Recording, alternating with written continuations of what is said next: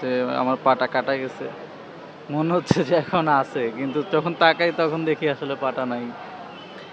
আর দেশের জন্য পা দিতে পারছি, এটা নিজের কাছে সৌভাগ্য মনে করি যে যাক, আমার কারণে একটা পা যাক, তারপর দেশটা স্বাধীন হয়েছে, জুলুমের শেষ হয়েছে, এটাই হলো সবচেয়ে বড় কথা। রাত্রে মেবি তখন 9টা বাজে।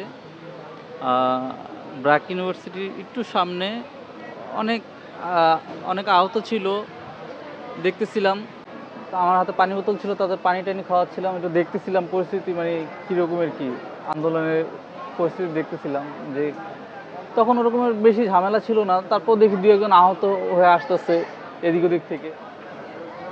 হঠাৎ করে কখন যে আমার পায়ে গুলি লাগলো আমি নিজেও বুঝতে পারলাম না। আমি মানে মাটিতে লুটে পড়লাম। মাটিতে লুটে পড়ার পর একটা ছেলের সাথে সাথে আমাকে ধরছে, ধরে মানে ও হাঁটায় নিয়ে যেতে যেতেছে, কিন্তু আমার পা তো মানে গুলি লাগার সাথে সাথে মানে পায়ের জয়েন্ট খুলে গেছে, মানে এরকম একটা অবস্থা। আমি হাঁটার অবস্থা নেই, দাঁড়া থাকার অবস্থা নেই, শুয়ে বসি। এর ভিতরে আরেকজন আসছে, কোথা থেকে একটা গামছা আনলো, গামছা দিয়ে পাটা বাঁধলো বাইদা। দেখ মানে আল্লাহর কি রহমত, তখন একটা রিক্সাও পাওয়া গেছে, যেখানে মানুষ কোনো কিছু পাওয়া যায় না। রিক্সা উঠাইলো, উঠানোর সাথে সাথে আবার একটা অ্যাম্বুলেন্সও পাওয়া গেছে।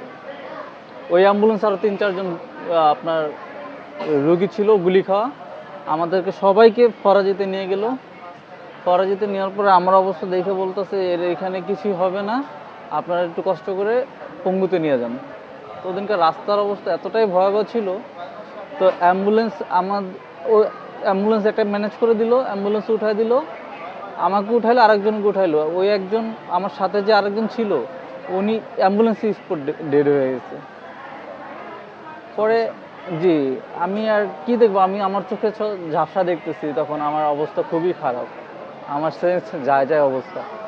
পরে ওইখান থেকে আমি বললাম কি দেখেন, আপনার পঙ্গুতে যেতে মনে হয় ঘন্টা দেড়েক লাগবে, আর ঢাকা মেডিকেল যেতে মনে হয় আধা ঘন্টা লাগবে, আপনি একটু কষ্ট করে ঢাকা মেডিকেল যান, আমার অবস্থা খুবই খারাপ।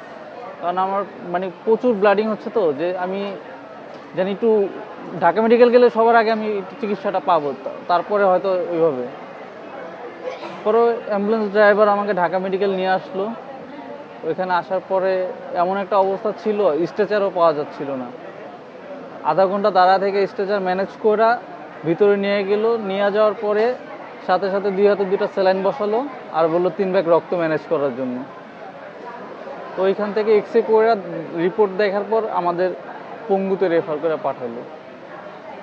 প্রথমে পাঠাচ্ছে আপনার এনআইসিবিডিতে, ওইখান থেকে রগের কাজ করার কথা ছিল, ওরা বলছে আগে হাড়ের কাজ করে আসেন, পঙ্গুতে যান।